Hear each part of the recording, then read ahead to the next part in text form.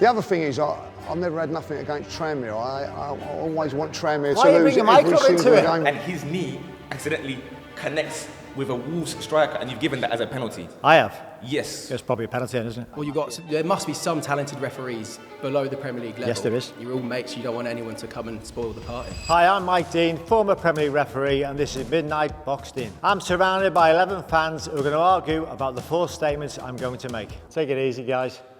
No chance. It's time for the first statement. Referees should never be made to do post-match interviews, are there to be interviewed for mistakes and nothing positive. Good. I'll argue that one. Lee Judge's Arsenal fan. Oh my God. What a start. Personally, I do think you should be interviewed after games. One of the reasons being you ruined my New Year's Eve going on holiday a few years back when that diabolical decision against West Brom, and my daughter was crying, and if you'd have come out that day and said I made a mistake, I would have forgiven you. I agree. I think if I had come out and said I made a mistake, I would probably have been right in the end. But when I first made the mistake in normal real time, it just felt the right decision. Having looked back to it again, which I did in the dressing room afterwards, it was a clear mistake, which I held my hands up straight away and told the manager. I think I would have been quite happy to come out and say how I felt. I'm one of the referees who used to come out and say things if I wanted to. But what I would say to you is I think it should be done in like an interview room. One person asks you the question, you give your statements, and then we move on. Yeah, I also feel like if you make the proper decision, the right decision, you could be given that opportunity as well, which you're not given now. And I think like because of that, referees are given a bad press. Also, like I don't know how other people feel, is that nowadays you see a lot of referees when they're finished refereeing, they're doing TV stuff like yourself and everything like that. But when it comes to the nitty-gritty, when it matters, when the games are going, referees shy away from it. I think when they're actually doing the job themselves, I don't think they shy away from making the decision. I think that if they have to make a decision on field of play, they will do. I think when guys are finished and you go into what some guys what they're doing with the media and stuff, if they have to criticise referees, I think we have to, because I think if we don't criticise referees, we don't have a leg to stand. You lose face. You've got to, like, if referees made a mistake, we have to say they made a mistake, and if people don't like that, then it's just tough. But referees just got to learn to live with the mistakes. Yeah, so and you know, I've never forgiven you, like, you know, because of that decision. One decision's not that bad, is it? Consider I made that many decisions. Well, I don't know. You can talk about the Arsene Wenger and the kicking of the bottle if you want to go down that route. I'd like you to explain that one as well. Nothing to do with me. It's for the Fisher's job, wasn't it? The other thing is, I've never had nothing against Tranmere. I always want Tranmere Why to lose every single it? game now. I don't want to, Mike, I never wanted Tranmere to, but because of you, I want Tranmere to lose every game. But if you'd have come out and said all these conversations, I may have wanted Tranmere to win a game here too. Well, I will lose no sleep if Tranmere don't win a game. It doesn't bother me, but I'm quite happy with what you think. Yeah, so do you think, like, from a personal point of view now, you're in the media and everything like that, it would be more beneficial if you did come out as a referee and just say, like, oh, look, listen, this is the reason I'm... Like, for instance, the penalty handball for Nottingham Forest against Arsenal, it's so, you know, like, subjective, like, it could go either way. Yeah. It would be really nice if, say, a referee on the day, well, I didn't give it because of that reason, like, you know, not from a referee that, I don't know, from your point of view now that you're in the media, you have to go like media, whatever, like. But from the referee, it's raw. That's why I didn't give it, or I didn't. Yeah, I mean, I think I said before that I think if they come out and make a statement, go in the interview room, make one statement to one person who's interviewing, give the reason why you've disallowed it or why you've given the goal, etc., etc. That just gets posted out to every single media outlet rather than have 3 or 4 people asking the same question over and over and over again. So I'd be quite happy for people to say the reason I disallowed the goal is A, B, or C, or the reason I gave the goal was A, B, C, and that's it. Just don't add on to the question. So once you give the answer, that should just be the end of it. Yeah, and I think, like, if you did do that, and I don't know how other fans feel, I would feel a lot more comfortable with you making the wrong decision. I think referees would like to come out and say it, I really do, especially the more experienced ones, but I just don't think at the moment they're not given that avenue to come out and do it, unfortunately. I think they should do. Do you think it would certainly help with the communication with the fans and the people in the stadium. The managers would get a bit more clued on with what's going on. Yeah, because there's a lot riding on it, isn't there? Like, not just like financially points and whatever, like, you know. And there is this thing about referees that they favour one team or another, like, you know. Obviously, like, you know, you celebrate Spurs goals and, like, you know, so us Arsenal fans are a little bit wary of you because of that, like, you know. But if you was to come out and say all this, it would be a lot beneficial, wouldn't it? I wouldn't say we're biased. We just have to referee what's in front of you, don't we? But I don't celebrate Tottenham goals now. I just celebrate good decisions. Fair enough. Switch out. Please don't be another Arsenal fan, dear me. You've been too nice. You thought that was nice? Yeah, you've been too polite. You want to be sitting here? Like mastermind, innit? Louis, I'm a Chelsea fan. So we want to talk about sort of referees being given the opportunity to speak after games, right? And obviously you were this was after your career, obviously VAR decision, big one I'm going to talk about, Chelsea Spurs, Marco Correa. You obviously stepped up and said that you got the decision wrong to back your mate, which obviously I think in terms of turn of phrase that we can all agree that that was completely incorrect. In those situations, obviously, if you look at every single post-match press conference, 9 times out of 10, people are going to look at the negatives. And I think referees don't step up to the plate in some occasions, in the vast majority of occasions as well. I just want to see what you feel about that, and if there is is it a lack of media training? Is it something where referees maybe just need to, let's be honest, just pluck up the courage in front of 40,000 people every week? You know, one person in the room surely is not going to make that much of a difference, surely. No, I mean, I think we're all media trained, but I was media trained when I was on there. All the referees are media trained just in case something does happen. I think the issue I had before, and I said to one of your colleagues before, that I think they'd want to come out and explain stuff, but at the moment the hands are tied and they can't do it. Why is that? Because I think the powers above think that they shouldn't come out at the moment, because there's enough going on within the game without them going to have to say something, which I think is probably wrong. Since I've moved out of it, I've seen that the impact I can give sometimes by giving my point of view across when I do Soccer Saturday. Some people might not like it, but you've got to criticise, you've got to say it as it is on the day. I think if referees could come out and say something within half an hour of the game when they've calmed down, they watch the clip in the dressing room, watch the decision they made, I think it's the right decision, I think it's the wrong decision, come out and say it. But at the moment the hands are tied and they're not allowed to do it, unfortunately. I think they should be able to. So off the back of that, obviously we look at, Howard Webb has a show with Michael Owen, which is some of the worst television I've ever seen, but that's another conversation for another day.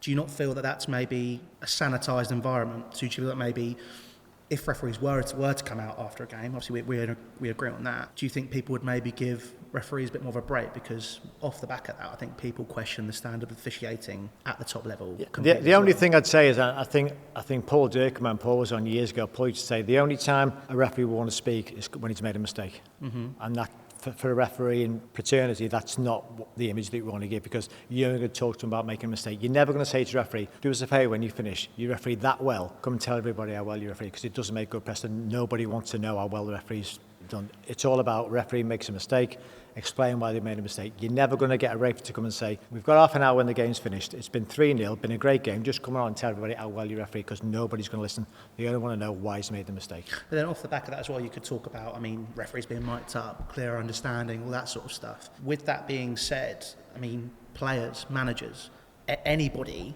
in those press rooms, obviously what you were saying beforehand about one person, one place, I completely agree with that. I think that makes more sense, because then you get the clearer answers and whatever's going on there. Everyone's going to be under that sort of scrutiny, are they not? Yeah, a little bit. I think players are a bit different, because players are contracted to actually come out and say something, whereas referees aren't. Right. So do you feel that's something that should be happening? I think it's an avenue to do it. I think the programme you mentioned before with Howard doing that mic job, I think a referee could do that, a different referee each show, rather than just have the same person doing the same show all the time with the same, as you say, set of answers all the time that people want to hear. Okay. I think sometimes when they show some of the mic'd up stuff, I get some of the clips, but they should show some clips that are so badly wrong, and there is some bad clips, because I've seen it on Saturday, and you've probably seen it as a fan. They should show the bad clips and why they've made such a mistake, rather than just say, I can see why he's made a mistake, and you can look from this point of view, because it's all kind of softened down a little bit, instead of referees going out and saying, that's clearly wrong, he should have done this, he didn't do that, he's got to learn for the next game. Can I just ask you the question off the back of that? Can you talk me through, obviously, we've heard it on Soccer Saturday, but I just want to hear it in my own 2 ears. The Marco Correa decision, why did you get that so badly wrong? Why did you not step up? Yeah, because I said at the time, I think, because I was beyond at the time, Anthony had a tough game. I think he'd had both managers cautioned. I think he had somebody else sent off, and 9 or 10 players cautioned. I thought last minute he doesn't need the hassle. And the comment I said, like, he's a mate. It's like, I said this before on another podcast I did, that it's a mate as in a teammate. It's like your teammate, not a mate as in I'd go out and drink with him, because I never do. It's like a mate as in we're a group of, we're like the 21st team, there's 25 referees. Of course. And we're there as a team. So he's my mate as in my teammate. That's what I meant. It come across so wrong. I know straight away, as soon as I said, check complete, I could have put my money on and told you now that the goal would have gone in. If a goal hadn't have got in, nobody would have said a word. Time for a grill in, I think.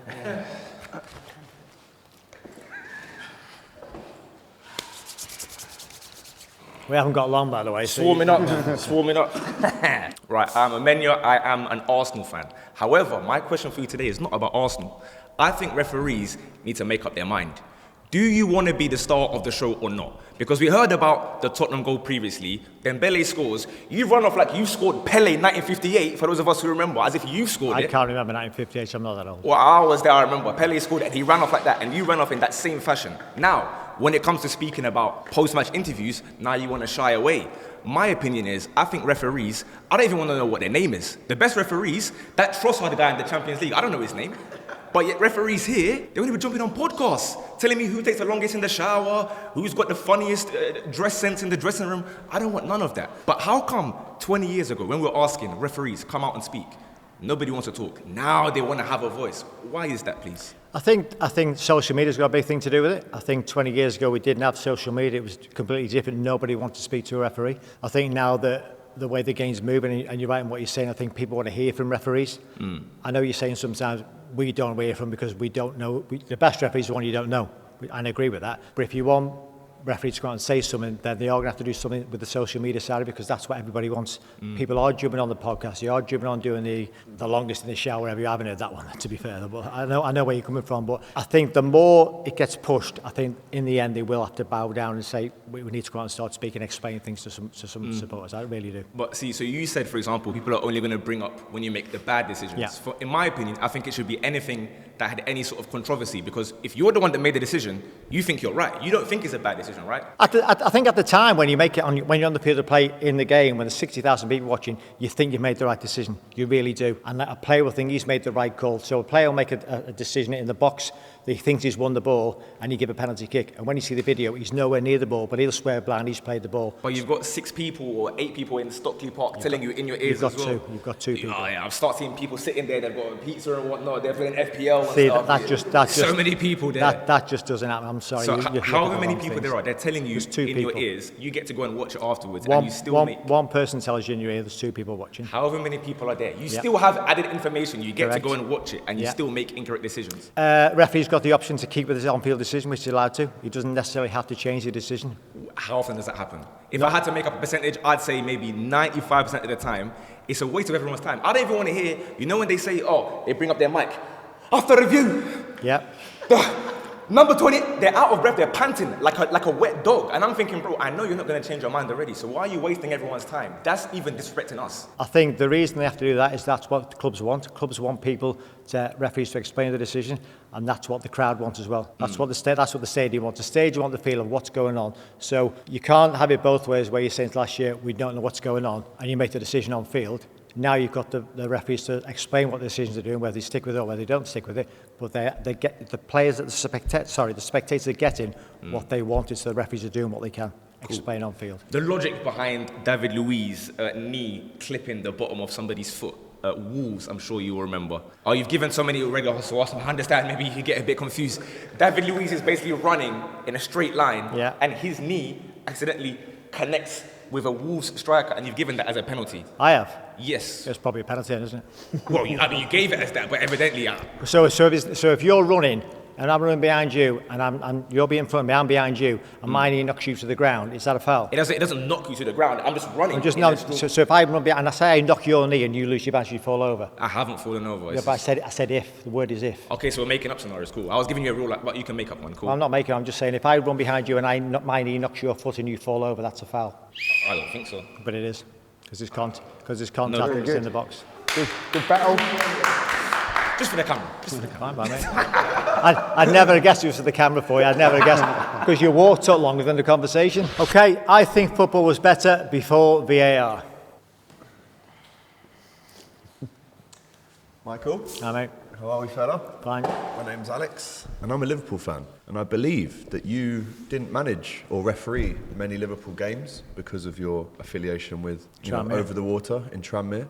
No, which is a good football club. ASAP Rocky coming in to pump a few quid in. Not anymore. Not anymore.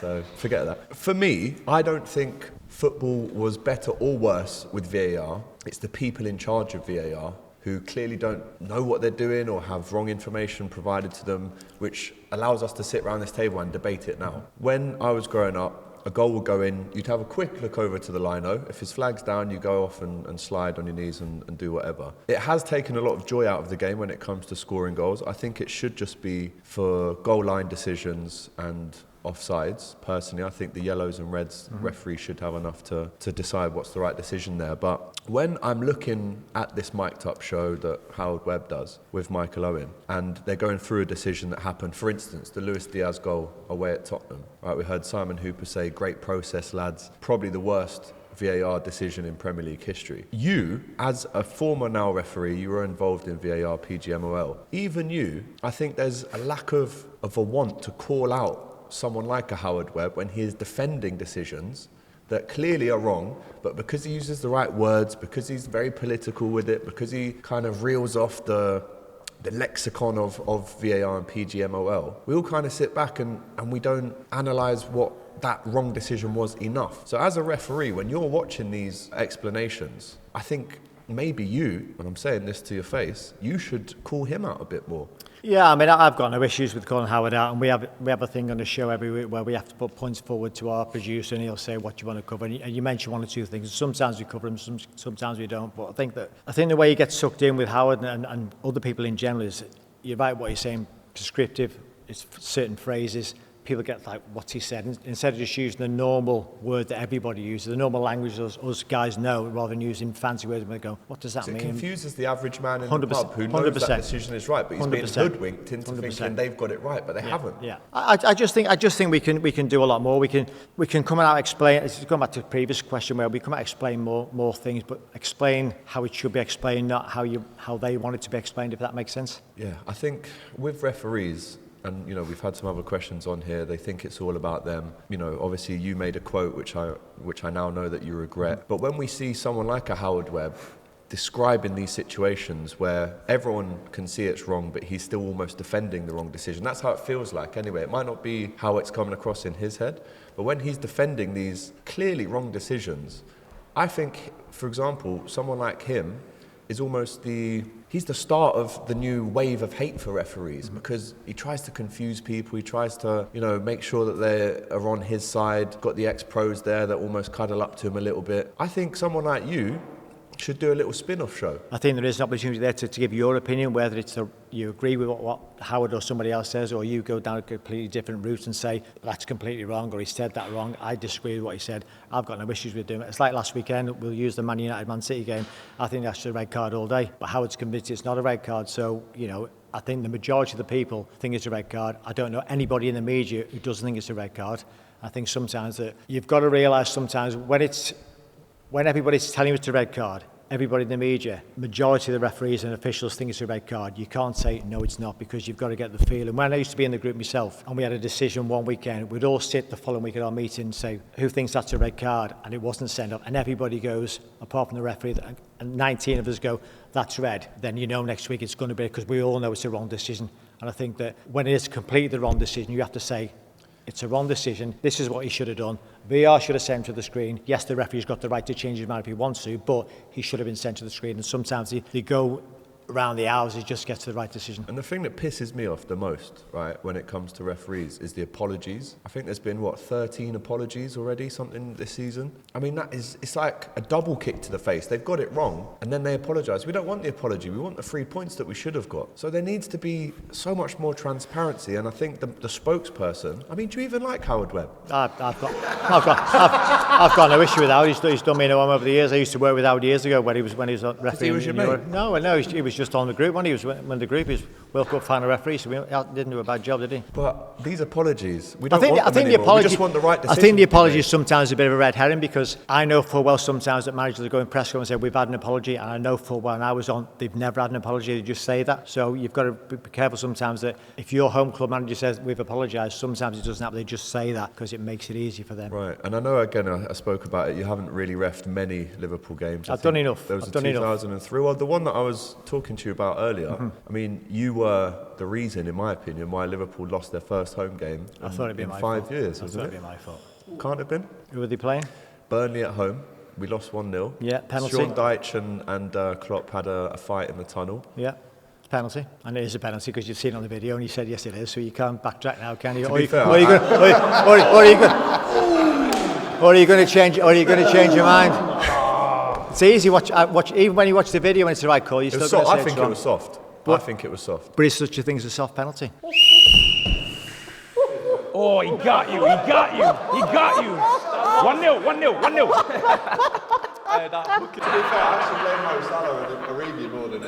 And to be fair, I wasn't reffing last week. You couldn't beat him, and you got a penalty and missed it. Jesus, here we go. Sat in front of Big Mike. Whew. I'm Ben, I'm a Brighton fan. I kind of agree with AGT. Football should be better with VAR, but it's the people that are using it. That is the issue. Yep. I'm a Brighton fan. We played Bournemouth, game week 22. Paul Tierney makes one good decision out of the whole game. He made the AFCON referee look good. That's how bad he is. He's only had one other game in the Prem this season, but he's now managing or refereeing that Premier League game, which is diabolical. Why is he there? But VAR overturned his only good decision, the penalty. It's a dive. He booked him for a dive. VAR make him go to the screen, and they doubt him because he's that bad. And it's the people there that are that bad that are managing it. And the issue is I've got a friend who's a young referee, up-and-coming referee, and I'm nervous of that in front of him. Oh my God. You are. I've got to remember your first question, yeah? Yeah. The issue is, and the narrative down there is that Stockley Park is the Stockley Park Mafia. You guys are a closed shop, you're all pals, you don't let anyone, these up-and-coming good referees, you don't give them a chance. Why is that? Okay, I'll try and backtrack to your first question, which I can't remember what it was. Paul Tierney being awful, and good decision. The reason Paul Tierney hasn't refereed many games this year is 2 years ago he had a really, really, really bad injury, and he was out all of last year, couldn't referee because he had problems with a few issues with his legs, his hips, his calf. Got himself back to fitness, done some Championship games, done 2 Premier League games. What's an injury got to do with refereeing in the Prem though? Because it's up there. It's not about your leg. No. Well, yeah. If you've got a knackered calf and a hip, was he limping in the League 2 games that he was refereeing? Let me finish. If you got a bad calf and a bad hip and a bad back and you can't referee, he never refereed full stop for 1 year, never refereed at all. Wasn't allowed to because he was just physically incapable of doing it. Got himself back to full fitness. He was a Premier League referee before his injury, so he's still going to be on the list. Somehow, yeah. So he's still going to be on the list, done the FA Cup final, so he's not doing that bad. So and then he's still now a Premier League referee, so he's a PGMO professional referee. So he's had a couple of games so far. He done your game of the weekend. I kind of agree with the decision of the week. I watched it at normal speed. I thought it was a pen at normal speed, I'll be honest with you. VAR said that he was going to get to the ball whilst it was already out for a goal kick. Yeah, it hadn't gone out for a goal kick, trust me, because he freeze-framed in after showing the ball hadn't gone out. I thought it was a penalty kick. He was never getting that, Mike. I thought never getting that. Hang on. He was already diving over the I'm going to try and go process questions you asked me. So I thought it was a penalty kick real time. I really did. If he didn't caution him for simulation and didn't do anything, nothing would have happened. Because he's cautioned for simulation, the VAR has to get involved because it's not simulation because there's contact. That's why he got overturned. But he was already diving. But there's contact. He's kicked him in the hip, so that's why it was overturned. Debatable. It's debatable, but so it's not yes or no. Is that Paul Tierney issue though? So it's not yes or no. It's debatable. So debatable means it could go either way. Hence the reason why the VAR get involved. Yeah, but what did you think, Paul Tierney? Do you think it was a dive? At real time, I thought it was a penalty. Right. I said it before, yeah. So Paul Tierney made a wrong decision by booking him? I thought he did at the time, yeah. So why is he refereeing in the Prem? So what's that got to do with a penalty or not a penalty? Because it's, for me, and a lot of people watching but that wasn't... Not many people watch Brighton versus Bournemouth. I do understand that. But for me, the one person that was watching it, and a lot of the people did agree with me. But that wasn't the question. You said to me, should Paul Tierney referee in the Premier League? And I say yes, but you said, is there any reason why you shouldn't be refereeing the Premier League for after one decision? What about the Mafia situation? Hang on, answer the question. Let me ask you, why shouldn't he be refereeing the Premier League after one decision that's wrong? Because he made multiple awful decisions. Well, you've just said he's just refereed one, so now you say there's more multiple decisions. No, in that game he made some awful decisions. I do want you to ask the Mafia thing though, because I'm speaking for young up-and-coming referees here. Why do they struggle making it into Stockley Park Mafia? How do you mean I don't know what you mean by mafia. There must be some talented referees below the Premier League level. Yes, there is. And 5 of them have had games this year already, and one's got a game tomorrow, Manchester City and Wolves. So there is referees coming through, so they are trying to push. But we've seen the same faces for so long. Yep, because there's nothing coming through. Really? They're all that bad? They're not all that bad, but there's nothing coming through. So on the Championship list, you've got 20 professional referees on the Championship list, of which you might get 5 or 6 that may well get to the Premier League, but the rest of them won't, because they want young guys coming through to get on the Premier League, to get onto FIFA, because they need the next batch of referees to get on. Well, how do you change the narrative then from these young up-and-coming referees that it is a Stockley Park Mafia? But it's not a Stockley Park Mafia. There's no such thing as your opinion. But I think loads of people are saying this. In what way? I don't understand what your rationale is about the mafia. What Well, do you it's mean the by whole mates mafia? thing. You're all mates. You don't want anyone to come and spoil the party. Well, why are we all mates? Because anyone can come in. Anyone can come in. I didn't quite understand the mafia. I didn't understand that at all.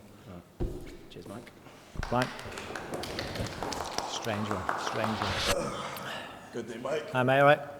My name is Brendan, and I'm a Chelsea fan.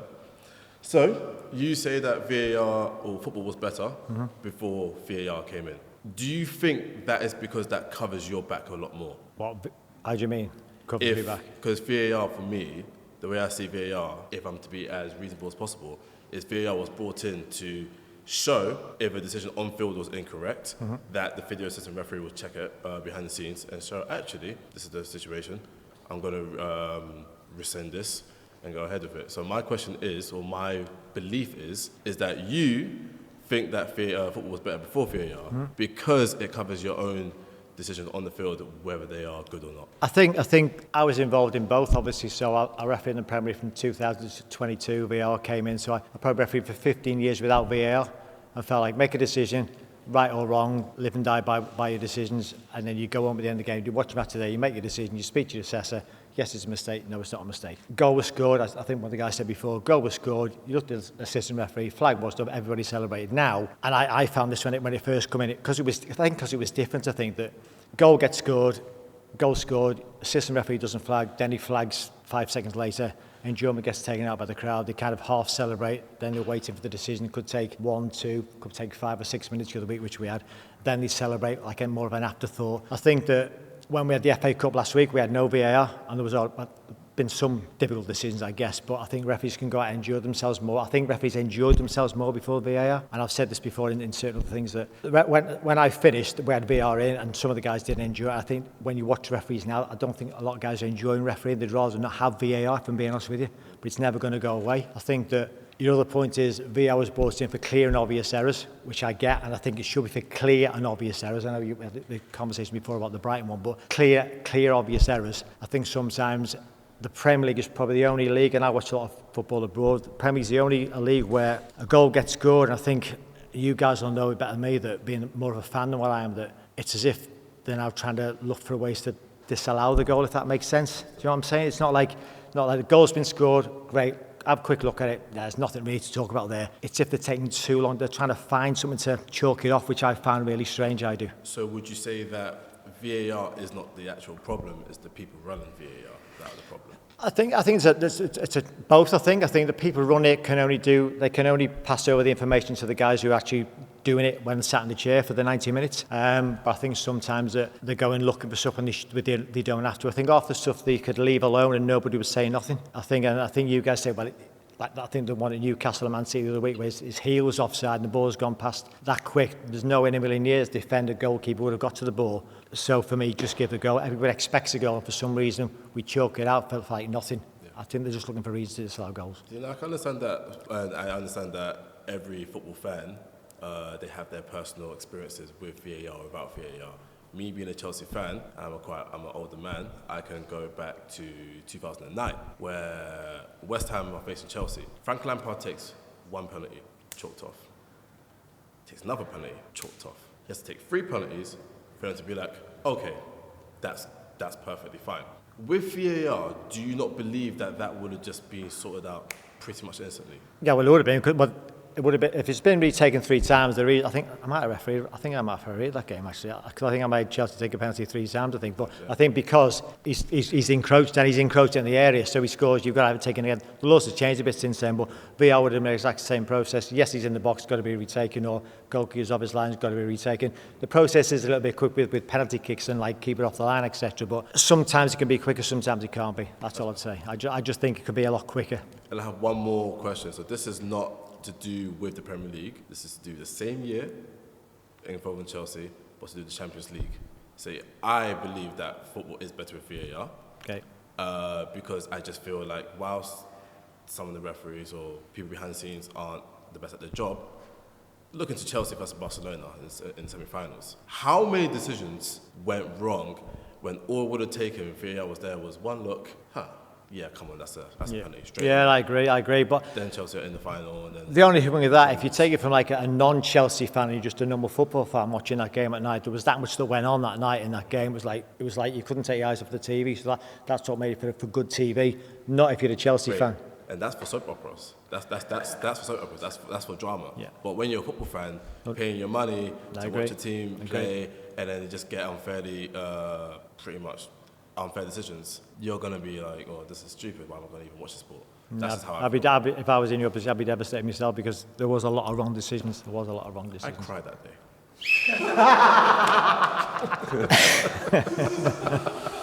In 09, how old were you in 09 again? 43. Referees are not biased. He's quick and he's off his feet here. He's straight up. Hello, mate. Hi, mate. Okay. Is it Michael? Yeah, I'm not too bad. Whatever. My name's Jans. I support West Ham. How do you feel about that? Fine by me. Yeah, same. Must be having a bad time at the moment, I guess. No, I'm not actually. I'm having a great time. So thanks for asking. Listen, Mike, you think referees are not biased. Why do you think that? Well, I don't think they are, so you've got to argue me. Should we swap? If I were to say to you, Mike, Yeah. before you start doing all this, there's no substitutions happening now. No, that's I think when decisions happen for teams that are higher up in the league, you have a tendency, as a referee, to give that decision to influence the rest of the league season. Now, you think referees are not biased. You think they make decisions with no emotion connected to it. But we all know that when we get in the huddle at half time and it's been a bit chippy, what does the gaffer say? He says, get the ref on side. You have to be nice to the ref. If you've got a beef with Mr. Wenger in the long coat, you might be inclined to give a decision, maybe, if a little foul, you might let it go. Earlier when asked, would that be the case? He said, maybe. Don't know, Mike, maybe he's not going to cut it for me. I just don't think they're biased. I think that the refs go out, do the job the best of their ability on the day. If the decision to be made on the day, they'll make the decision. If it's a wrong decision, it's a wrong decision. I don't think refs have got enough time to think about, if I give that, that'll affect that. If I don't give that, that'll affect that. Because the more times you think about doing that, you'll make a complete hash of the whole thing. And how often do you think refs make a hash of the whole thing? I think they make mistakes. Every referee makes a mistake. They make over 500 decisions a game, so they're going to get some wrong, aren't they? But what is the difference between the top referees and the ones that ain't all that? Because it feels like we're seeing them make mistakes every week. So then, is there a level where, are there some referees somewhere that don't? No, every referee makes a mistake. Whether it's Premier League, Champions League, grassroots football, everyone makes a mistake because you're all human. Players make mistakes. No, but seriously, why did you run off against Tottenham like that? But that's... And it's Mikey! But that's going Now, I will afford you the opportunity. Was it just because you were just pumped for the game, like it was just going off when it was going off? That was it. I spun because I made a good decision. I played an advantage and scored from it, so why not? You were celebrating the advantage. Yeah, of course. It was his assist. Oh yeah, so Mike did an assist. Yeah. Okay, well. I had myself in my own dream team, didn't I? So I needed the points. Yeah, I hear that. Again, referees making it about themselves. You can't get points. I can't believe it. I am inclined to think that you guys can make biased decisions, but that's just me, Mike. Okay, fine. Honestly, mate, it's been a pleasure. And you? Wait, can you give me a card? No. Oh, Because they're giving you more there. Boys! I'll see you again. Well, get here on time next time. Good evening, Mr. Dean. Good afternoon. I am Jack. I'm an Arsenal fan, one of your favourite clubs. So your opinion is that referees are not biased? Correct, yeah. What are your opinions on Arsene Wenger? I've given my opinions many times. I never got on with him, he never got on with me, so... Sorry, I'm a bit younger, so I didn't remember it all. So you just didn't get on with Arsene Wenger? I never got on with him, he never got on with me. I never did. We just clash sometimes, and sometimes games don't work out well, and it's my fault. Sometimes the games do work out okay, and it's not my fault. So would you say there's a bit of, relationship there with Arsene Wenger, maybe in a negative or positive way? There's something that's gone on there with Arsene. No, not really. I think that I refed them many times. They won loads of games. They lost some games, but like most teams. But I think that I didn't go out purposely not to let them win. You go out and make a decision on the game, but he never liked me. So I think I've said before in other things that one of the guys who used to work for Arsenal, when the referee appointments used to come out on a Monday, and he found out I was refereeing, straight away he was like, oh my God, look who's refereeing this weekend. So straight away it gives him a negative thought. So that's not my problem. He's got to get his head around that. So for me, I didn't get on with him, he didn't get on with me. And that just happens. It happens with other football managers. It's just nothing you can do I about agree it. totally with what you're saying. You Sometimes you don't agree, get on with people that you work with, and that's completely fine. That happens in all jobs. But normally someone I don't get on with that I work with, you know, I might not make them that morning coffee. I might not, you know, hold the door open for them or something like that. It's a subconscious thing. It's someone that I might not get on with. So can you factually say that you've never refereed an Arsenal game and sort of had a bit of subconscious about Arsenal watching over? No, because he seems to believe that you have. Like, he's made it very public that he thinks that you pick on Arsenal. He thinks he does, but I never used to, because I go out and referee a game of football. If I have to make a decision whether it's right or wrong, it's just how it is. Obviously, I'm speaking about you personally here, but I'm talking about referees in general. And as an Arsenal fan, obviously, very, very, very big online presence. We like to complain a lot, but I think we've got a lot of reason to complain because we speak about decisions. I can speak about Ivan Toney's goal for Brentford when the line was drew wrong. It was drew on the wrong person. We got an official, that was a public apology where it was tweeted out on the Twitter account and stuff like this. We had an apology there. But Martinelli, I don't think ever since Martinelli got 2 yellow cards in one phase of play that has happened again in the Premier League since. Go back to the weekend, as recent Ola Aina sort of hooking the ball around. There seems to be a lot of decisions involving Arsenal, and like you said, you sometimes have communication with people at Arsenal. Richard Garlick has said before that he believes that some of the referees don't like Arteta. Maybe it's his touchline antics, they sort of wind him up a bit. He's probably one of the most booked referees in the league at this point in time.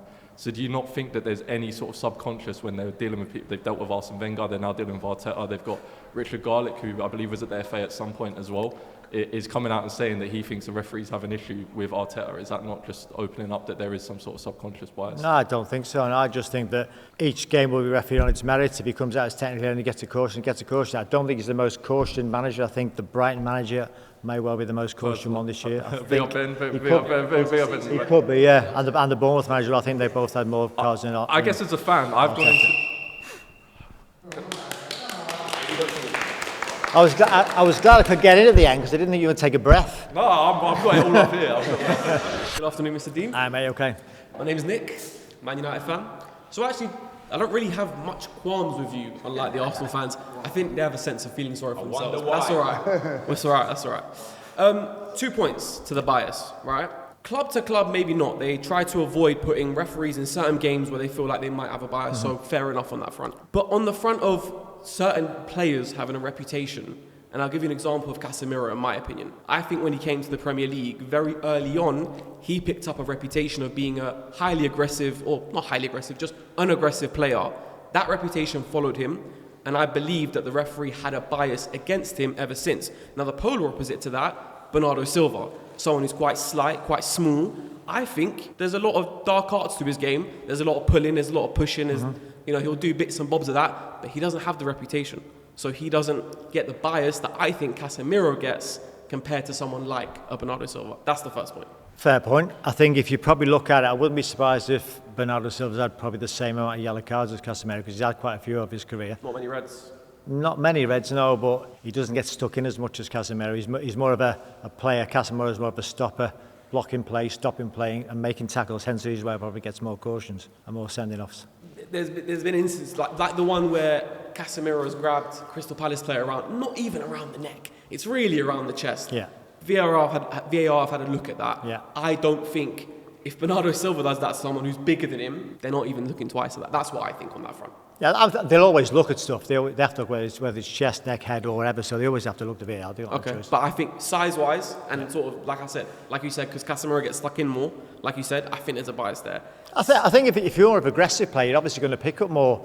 You're going to pick up more cautions, aren't you? Because you're the main focus of trying to stop plays, trying to stop other teams attacking. You're going to try and stop the game, so you are going to be involved in more incidents. But if he makes a challenge and another player makes the same challenge who doesn't have that reputation, they don't get the card that he gets, even if he perfectly times the challenge right. That's what I think. I think you're probably wrong there. Yeah. The second one, right? There was a certain referee who made a certain comment about a previous manager in the Premier League, right?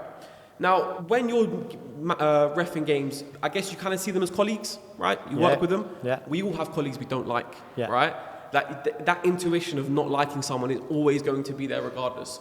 You can't tell me as a human, your natural instincts, you might not realize it, but subconsciously, someone who you don't like at work, there is a slight, a different treatment to that person compared to another. Yeah, well, that's just within the refereeing group, not as a player. Is that what you're saying? No, but what I'm saying is that everyone will have a bias towards people they know.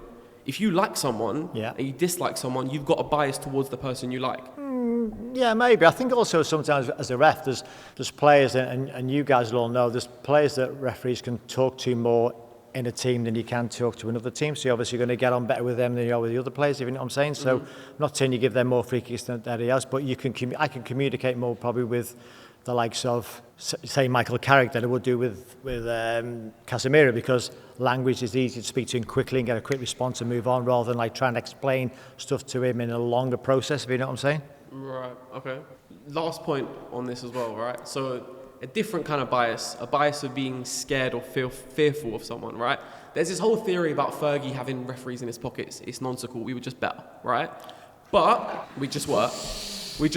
But there is the slight twinge of Fergie. We were just better. I didn't like it. But we were just better. I've had it now. Yeah. No, I'm going to be nice to you. No, you're not. Yeah. Do you think like when you say like there's a bias or an influence on referees? For instance, someone goes to Saudi Arabia and gets a lot of money to referee a game, and then he comes back, and then there's difficult decisions, like he's compromised into making decisions. I.e. Michael Oliver. Yeah, well, I think to be fair, if you, and I got asked before, and I've done it before now, when I was refereeing, you get asked to go and referee in other countries, and guys do it now.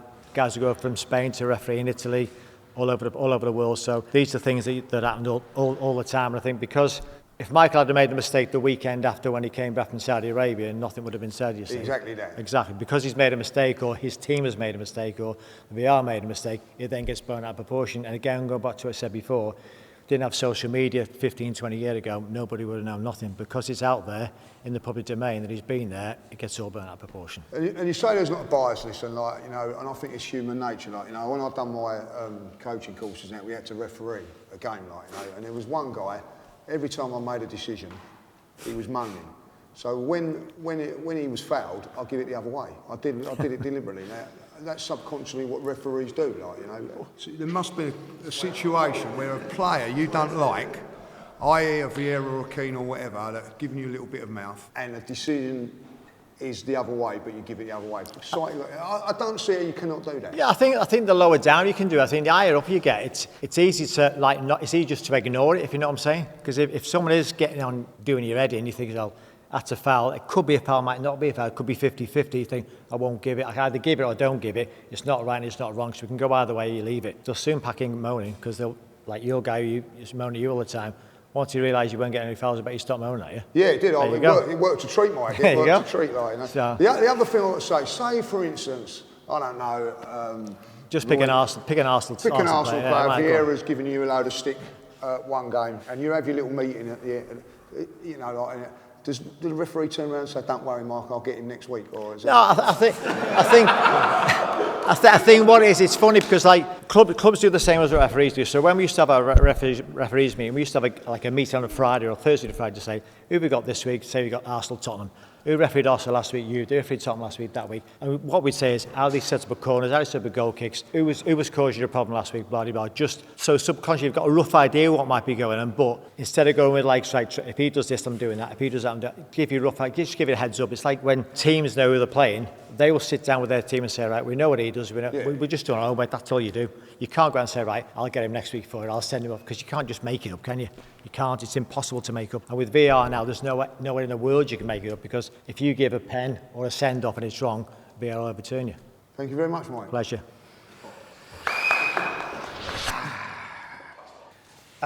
Mike, I believe we've built a rapport over the past half hour.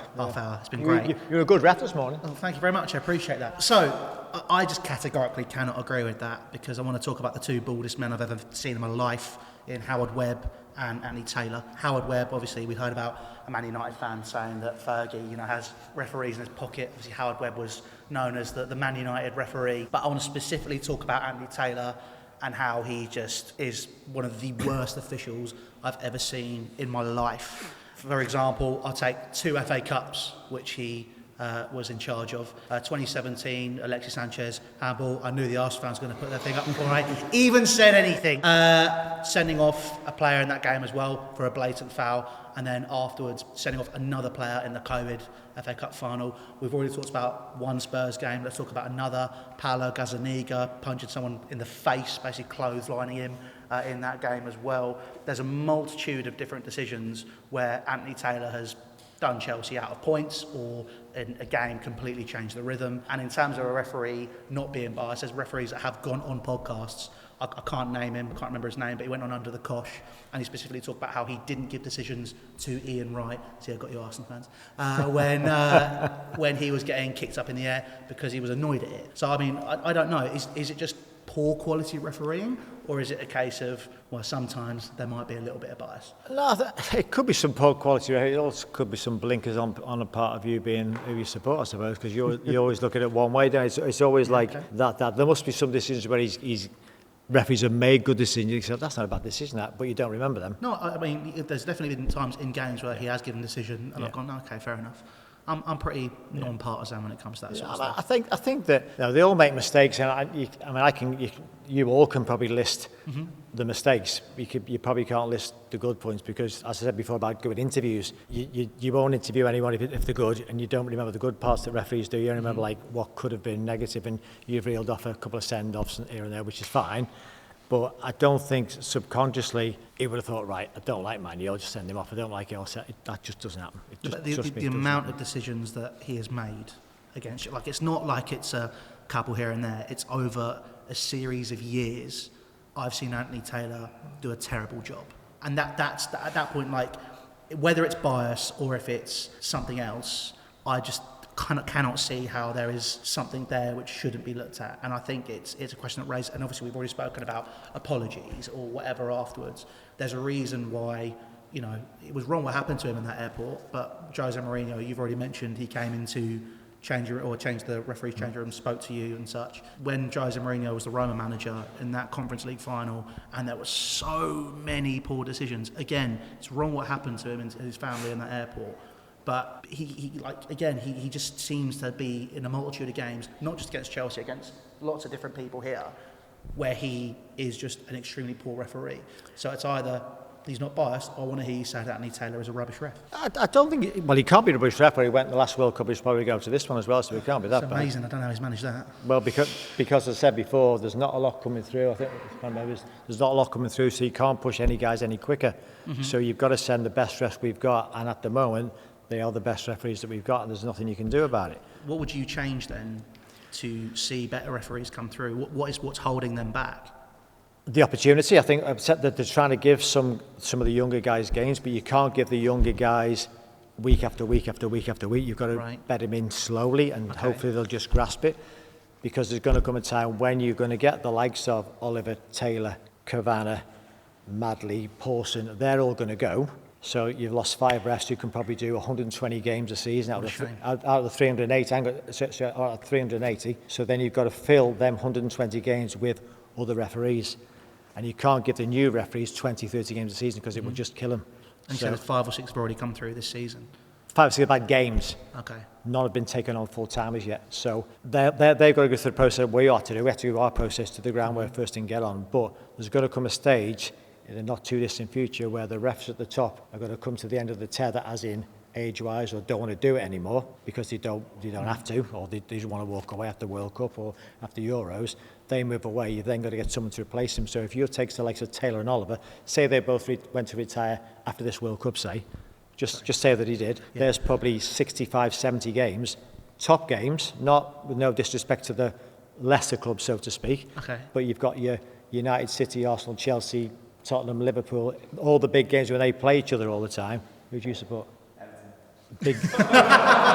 so big teams. So what I'm saying to you is, though, if you take them 2 or 3 referees out of it, you've probably got the big high-profile games, or golden games, what they're called. There's only 4 or 5 refs to do them. If you take them out of the group, there's no one to do them. Surely, not with the non-bias, could you not push those referees that maybe I mean, the man with the name after the most pointless piece of clothing in the world, and Jared Gillett, who's another person who I can't stand. Jared Gillett doesn't have any arms, that's the point. But, you know, like, could you not push him to do those games and bring those referees through? Obviously, you know, Brighton absolutely love Chelsea for some weird reason. You know, why do they, you know, help those guys? No, Jared is one of the guys who does some of the games. But for Jared, unfortunately for him, he's a really good VAR. Okay. So he's been missing for the last 7 weeks. He's been doing the Arab Cup or something. He'll go the World Cup as a VAR probably. Okay. So he's more concentrated on the VAR role. But the issue we have with the refs, and like I'm all for pushing refs, I really am, especially the younger ones. The Championship, there's not a lot of guys coming out of the Football League into the Championship to replace them. There's not a lot of guys going out there to replace them. So in 3 or 4 years' time, we're going to have a massive gulf. And you think as a group, it's pretty bad now. It could be even worse in 4 or 5 years. That's my honest view. Okay, now I'm stressed. Can't get any worse. It is. That's stressful, man. Because all the guys are leaving. So obviously, Not boldly. oh, sorry, I'm still going. Take a minute. No, it's all right. I didn't actually come here to raise any more points. I just wanted to make sure I didn't get on my last point that, for Martinelli, for Arteta, for Fabian Hurstler, for anyone here. Win a trophy. I just wanted to say, Mike, I've been waiting my whole life. Oh, that was pathetic! What was that? Do it again! That's poor. Sit down, man. He wasn't bold enough. He wasn't bold enough. Are you a teacher? End of playtime. You wouldn't even get to Hackney Marshes, mate. What was that? That was awful. That's poor. I ain't associated with you no more. So that was Midnite Boxed In with me, Mike Dean. Don't forget to comment, like and subscribe. Well done, Mike. Love that, Mike. Well done. Well done.